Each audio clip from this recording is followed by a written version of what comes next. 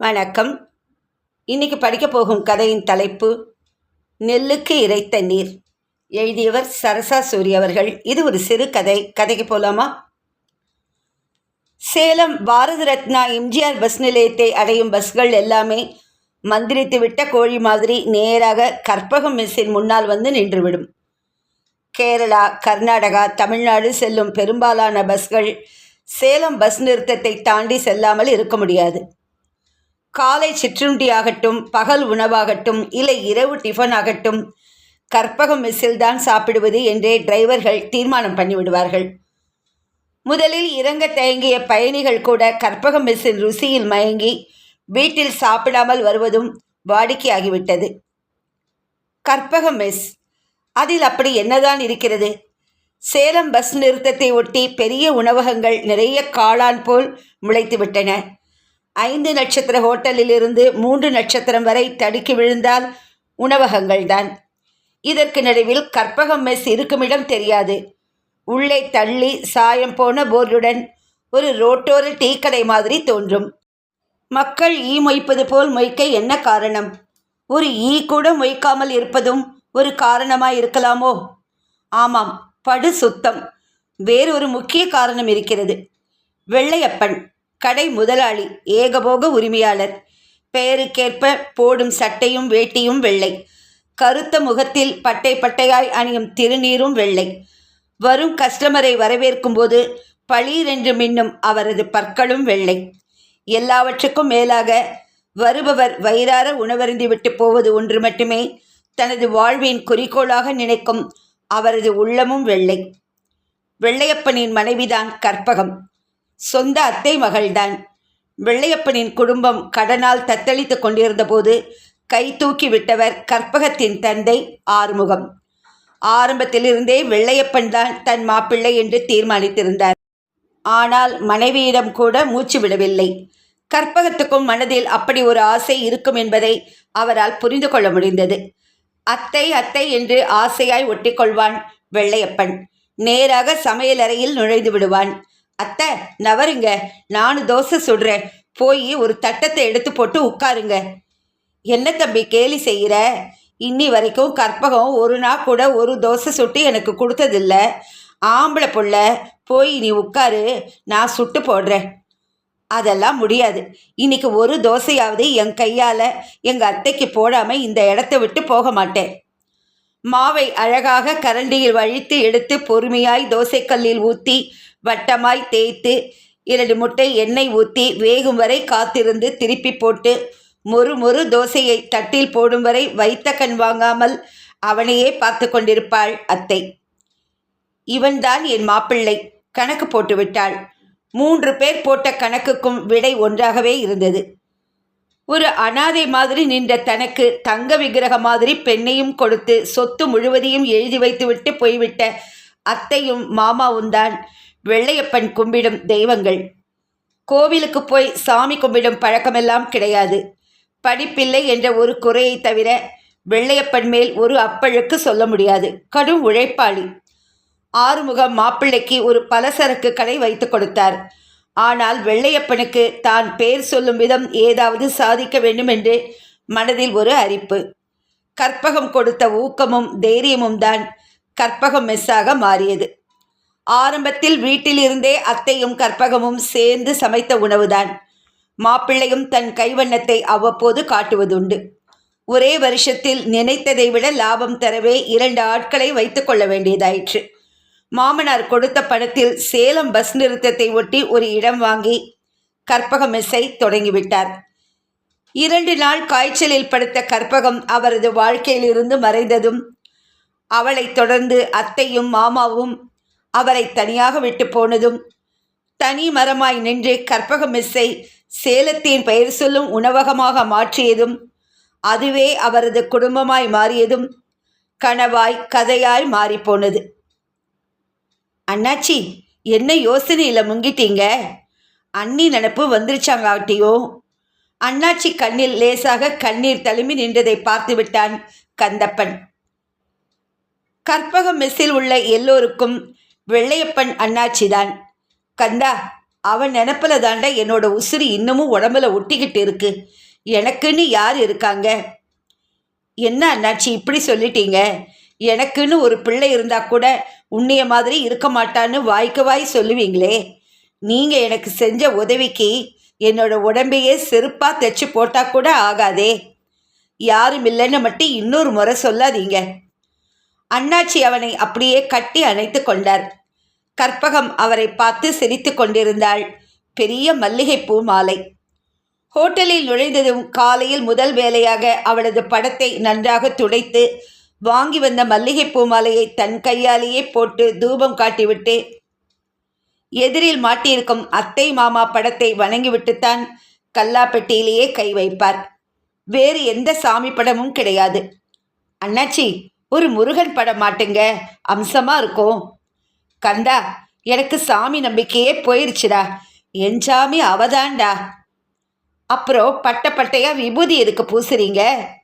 காரணம் இருக்கு கந்தா.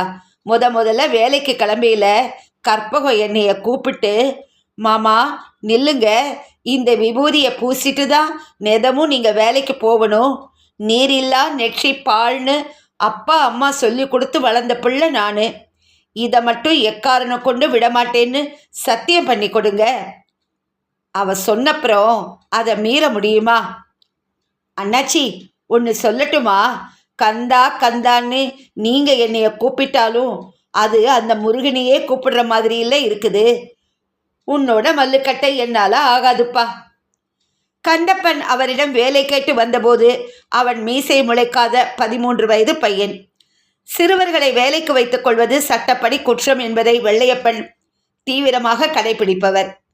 கந்தப்பன் சிறு வயதிலேயே பெற்றோரை இழந்தவன். யார் யார் கையிலோ வளர்ந்தவன். பாசத்துக்காக ஏங்குபவன். இத்தனை துன்பங்களுக்கும் நடுவில் 8வது முடித்து விட்டான். அவனை படிக்க வைத்த மாமா அவனை ஒரு நாள் கூப்பிட்டார். கந்தா, நீயும் வளர்ந்துட்ட. 8வது வரைக்கும் தான் என்னால் படிக்க வைக்க முடிஞ்சுது. நீ புத்திசாலி பையன். நடுக்கடல்ல தள்ளிவிட்டா கூட நீந்தி பழிச்சுக்கிடுவ. இந்த அப்படி இதில் 500 வச்சிருக்க. இதுக்கு மேலேயும் கொடுக்க ஆசை தான். ஆனால் உனக்கு புரியும் என்னோட நிலைமை. இதை வச்சுக்கிட்டு எப்படியும் பிழைக்க வழிப்பாரு.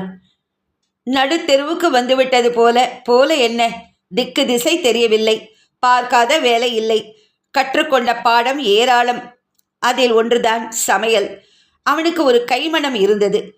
கற்பக மெஸ்ஸில் வேலை கேட்டு வந்த நாள் இன்னும் பசுமையாக மனதில். கந்தா, உனக்கு 13 வயசு கூட முடியல. உன்னை வேலைக்கு வைக்க முடியாது. நான் தனியாகத்தான் இருக்கேன். அழுத்துருச்சுப்பா. உன் மேலே எனக்கு ஒரு பாசம் தன்னெறியாமல் வந்துருச்சு. நான் ஒன்று சொன்னால் கேட்பியா? பேசாமல் என் கூட தங்கிடு. எனக்கு ஒரு மவன் இருந்தா உன்னையை என் மவனாத்தான் பார்க்குறேன். ஆனால் ஒரு கண்டிஷன், நீ படிக்கணும், ஸ்கூலுக்கு போகணும். மீதி நேரம் வீட்டில் நானும் நீயும். என்ன, ஒத்து வருமா? அண்ணாச்சி, காலில் விழுந்து விட்டான்.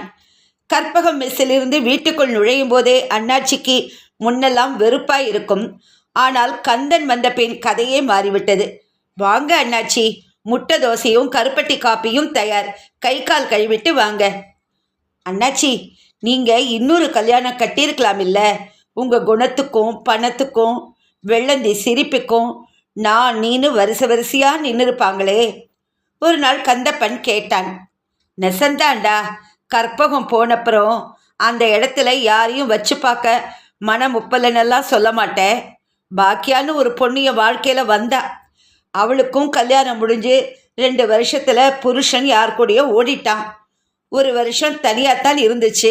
தங்கமான பிள்ளை. மெஸ்ஸுக்கு காய்கறி சப்ளை எல்லாம் கூடி வந்துச்சுடா கந்தா. கல்யாணத்துக்கு நகை சேலையெல்லாம் எடுத்தாச்சு. இன்னும் கல்யாணத்துக்கு 1 வாரம் கையில் அவள் புருஷனுக்கு செய்தி தெரிஞ்சிட்டுது. படுபாவி, ஒரு நாள் ராத்திரி அவளை கத்தியில் குத்தி போட்டு போயிட்டான். ஒன்றும் பண்ண முடியலடா சாமி. எம்மடியில் தான் அவள் உசுறு போச்சு. கந்தா, எனக்கு குடுப்பனை இல்லைடா. தனி மரமாக இருக்கத்தான் விதிச்சிருக்கு. இப்போ மகனா நீ கிடைச்சிட்டியே, அதுவே போதுண்டா. அண்ணாச்சி, அவங்களுக்குத்தான் கொடுப்பனை இல்லை. சரி விடுங்க. கந்தன் +2வில் நல்ல மதிப்பெண் பெற்று தேறியிருந்தான். மெஸ்ஸில் வேலை பார்க்கலாம் என்று நினைக்கும் போதே மகிழ்ச்சியாக இருந்தது. பாவம் அண்ணாச்சி, ஓய்வில்லாமல் உழைத்து யாருக்காக இந்த சொத்தும் சுகமும்? அவருக்கு நல்ல ஓய்வு தேவை.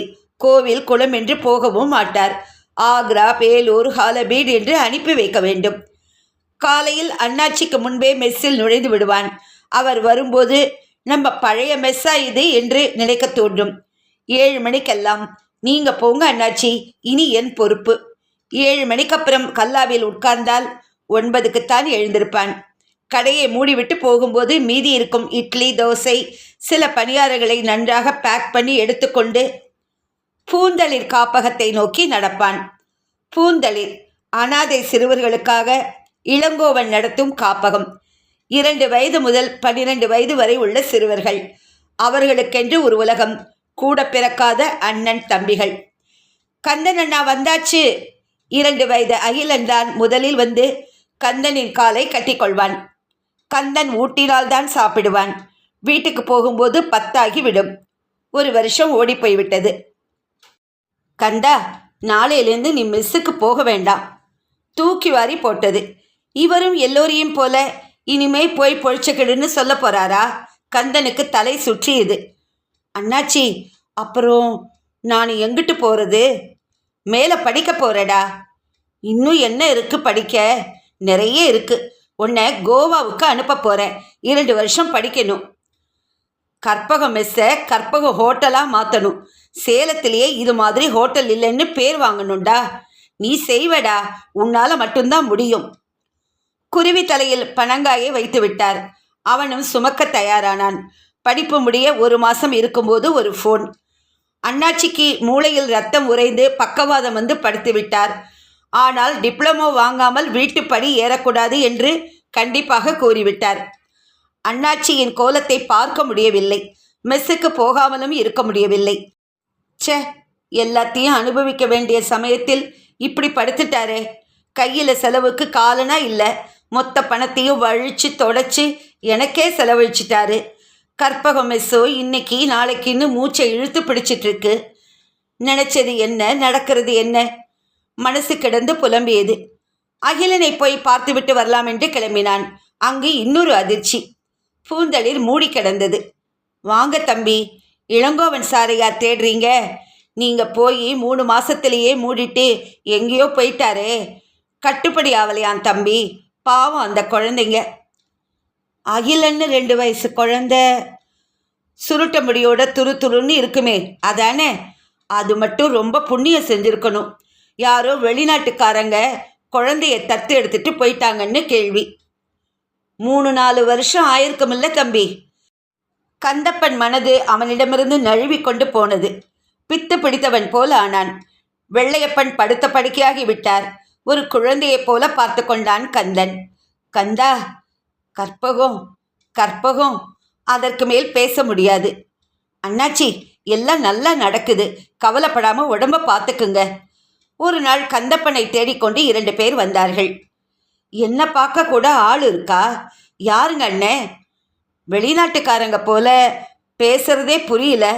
ஆனால் உன் பேரையும் கற்பகம் மெஸ் பேரையும் நல்லா தெரியுது. ரேடிசன் ஹோட்டலா? ஏர்போர்ட்டு பக்கத்தில். ஒரு 6 மணி பக்கமாக வந்து போக சொன்னாங்க. அண்ணாச்சியிடம் எழுதி காண்பித்துவிட்டு உள்ளதுக்குள் சுமாரான சட்டையை எடுத்து போட்டுக்கொண்டு கிளம்பினான். ஐ ஆம் Mario Rishi, my wife Sophie. ஒரு நிமிஷம் கந்தனுக்கு என்ன செய்வதென்று புரியவில்லை. யூ ஆர் கந்தன், ஆம் ஐ ரைட்? நாங்கள் உங்கள் ஊருக்கு வந்தபோது நீங்கள் படிக்கப் போயிருந்ததாய் வெள்ளையப்பன் சொன்னார். அவர் எங்களுக்கு செய்த உதவியை மறக்கவே முடியாது. உங்களுக்கு இளங்கோவனை தெரியுமா? பூந்தளிர், அவரேதான். அவர் கொடுத்த புதையல்தான் அதோ அங்கே உட்கார்ந்து படித்து கொண்டிருக்கிறானே. Akilan? Akil, Akil, come and meet your Kandan. Akilan. Akilan 10 வயது சிறுவனாய். கந்தனுக்கு நன்றாய் அடையாளம் தெரிந்துவிட்டது. அகிலன் கந்தனையே வைத்த கண் வாங்காமல் பார்த்து கொண்டிருந்தான். வெள்ளையப்பனை பார்க்க முடியுமா? கந்தன் எல்லா விவரத்தையும் கூறினான். ஓ, வி ஆர் வெரி சாரி. நாங்கள் ஒரு உதவி எதிர்பார்த்து வந்தோம். இத்தாலியில் பெரிய ஹோட்டல் இண்டஸ்ட்ரி வைத்திருக்கிறோம். இந்தியன் உணவகங்கள் ஆரம்பிக்க எல்லா ஏற்பாடும் தயார். இங்கிருந்து ஒரு இந்தியன் செஃப் தேவை. உன்னை கூட்டிக் கொண்டு போகலாம் என்று. மேற்கொண்டு அவர் பேசியது எதுவுமே கந்தன் காதில் விழவில்லை. அண்ணாச்சியிடம் கூட்டிக் கொண்டு போனான். மரியோவின் கைகளை கெட்டியாக பிடித்து கொண்டார் அண்ணாச்சி. நீ அவசியம் போக வேண்டும் என்று சைகை காட்டினார். எவ்வளவு கெஞ்சியும் கந்தன் மறுத்து விட்டான். மறுநாள் மறுபடியும் பார்ப்பதாக கூறி சென்றார்கள் அந்த இத்தாலியன் தம்பதிகள். சொன்னபடியே வந்துவிட்டார்கள். அகிலன் இப்போது கந்தனுடன் நன்றாக பழகிவிட்டான். இன்றைக்கு மரியோ வாயை திறக்கவில்லை. சோஃபி தான் பேசினாள். கந்தா, உன்னை பார்க்க மிகவும் பெருமையாக இருக்கிறது. எவ்வளவு பெரிய வாய்ப்பை சுலபமாக உதறி தள்ளிவிட்டாய். என்னால் நினைத்து கூட பார்க்க முடியவில்லை. இப்போது நாங்கள் வேறு விதமாக முடிவு எடுத்திருக்கிறோம். இந்தியாவில் இத்தாலியன் உணவகங்கள் நிறுவப் போகிறோம். நீதான் அதன் நிர்வாகம் அனைத்தும் பார்த்து கொள்ளப் போகிறாய். கற்பக மெஸ் எந்த குறையும் இல்லாமல் நடக்கும். வெள்ளையப்பன் மீண்டும் பழையபடி ஆவதற்கு எல்லா முயற்சியும் எடுப்போம். என்ன கந்தா, நீ இந்தியாவை விட்டு எங்கும் போக வேண்டாம். சமயம் வரும்போது அகிலனை நீயே பொறுப்புகளை பார்த்து கொள்ள தயார் செய். எங்கிருந்தோ அனாதையாக இருந்த தனக்கு அடைக்கலம் கொடுத்து சொந்த மகனைப் போல பார்த்து கொண்ட மாமா ஒரு பக்கம், வேலை கேட்டு வந்த தன்னை சொத்து முழுவதும் செலவழித்து ஒரு ஆளாக்கிய அண்ணாச்சி ஒரு பக்கம், ஆதரவில்லாமல் வளர்ந்த அகிலனை தன் குழந்தை போல் பாவித்து கொஞ்ச நாள் உணவு ஊட்டியதற்கு நன்றி கடனாக பல 1000 மைல்கள் கடந்து வந்து பாசத்தை பொழியும் மரியோ, சோஃபியா தம்பதிகள் ஒரு பக்கம். இப்பேற்பட்ட மனிதர்களால் தான் மனிதம் இன்னும் சாகாமல் இருக்கிறது. நெல்லுக்கு இறைத்த நீர் வாய்க்கால் வழி ஓடி புல்லுக்கும் ஆங்கே பொழியுமாம். தொல் உலகில் நல்லார் ஒருவர் உளரேல் அவர் பொருட்டு எல்லாருக்கும் பெய்யும் மழை. ஔவையாரின் வரிகள். நிச்சயமா இந்த கதை எல்லாருக்கும் ரொம்ப பிடிச்சிருக்கும்னு நினைக்கிறேன். ரொம்ப நாள் கழித்து ஒரு நல்ல கதை படித்த திருப்தி எனக்கும் இருக்குது.